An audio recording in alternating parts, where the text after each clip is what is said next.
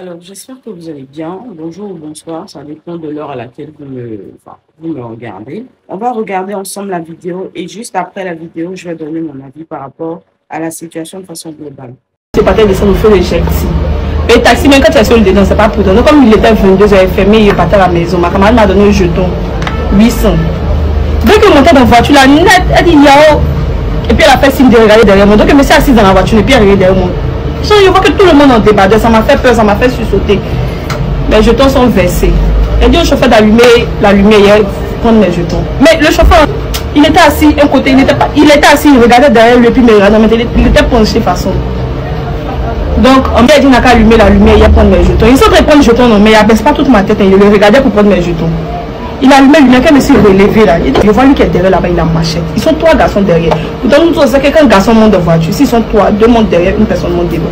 Mais s'ils sont deux, il y a toujours une personne qui a voulu monter devant, garçon. Donc, il regarde derrière moi, il voit que lui qui est derrière là, il a machette. Donc, le chauffeur dit, elle a vu, hein, elle a vu.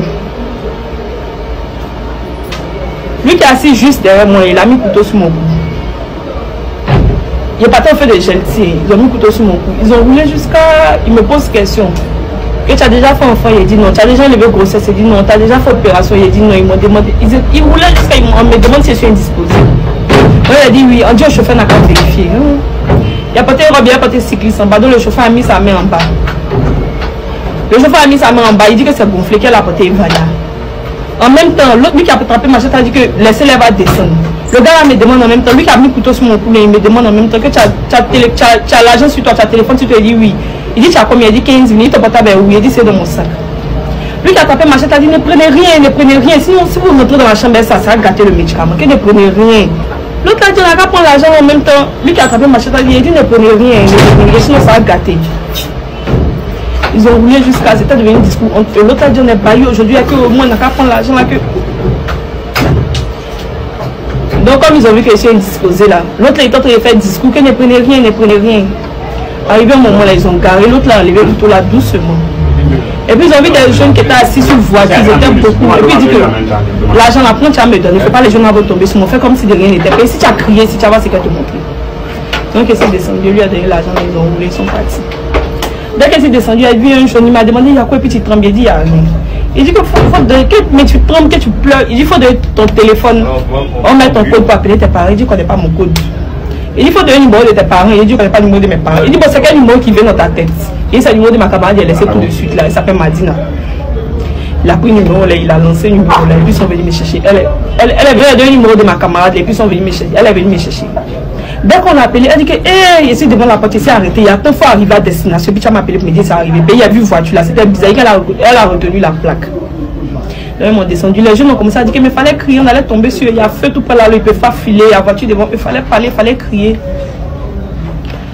Donc ils ont appelé ma camarade, elle est venue me chercher, mais ça si je faisais un peu, mais elle voulait que je dorme là-bas. Elle dit non. Quand vous voyez garçon, quand le garçon a un problème là, oui, il se sent à l'aise, c'est sa femme, il se sent à l'aise, c'est là-bas, il veut partir, donc il veut partir à la maison. Genre, il est à côté de mes parents, il veut partir à la maison. Donc elle et son mari, ils ont pris un go, ils m'ont accompagné à la maison. Donc comme il n'y avait pas de voiture, il faisait nuit là, dès qu'ils m'ont déposé devant la porte de ma grand-mère nette là, ils ont dit que ah, c'est pas mieux, on se retournait la voiture là, nous ils se sont retournés ça. Et c'est arrivé à la maison, ils expliquent, hey, mes propres parents. Alors, je pense que déjà, vous avez regardé, vous avez compris. Il s'agit ici, enfin, d'un crime rituel raté, on va dire ça comme ça. Et ce qui est choquant dans l'histoire, c'est que ce sont de jeunes personnes. On ne vous dira jamais assez de vous méfier. Voilà. Au jour d'aujourd'hui, ce sont les transports en commun, c'est-à-dire que là où il y a les woro et tout. Avant, les gens avaient plus peur des taxis, mais maintenant, ce sont les woro parce qu'ils se disent que les taxis, là, les gens commencent à se méfier. Donc, les gens prennent Yango. Donc, maintenant, là, ils ont changé de stratégie. Ils sont en collaboration avec certains chauffeurs de woro vraiment véreux, vraiment malhonnêtes. Ils se mettent ensemble pour pouvoir utiliser les gens. Moi, quand j'ai regardé au début, je me suis dit peut-être que ça allait être une agression, voilà, pour prendre son téléphone, son argent et tout ça. Mais non, ça va bien au-delà de ça. Faites attention à vous, c'est ce qu'on peut dire. Faites attention à vous. Parce que les gens là, ils sont dehors là, ils sont sans état d'âme. Dieu merci pour cette fille là, elle n'était pas dans les conditions pour être utilisée pour faire leur sacrifice. C'est vraiment une grâce de Dieu en ces fêtes de fin d'année là. Donc vous, vraiment faites attention à vos vies.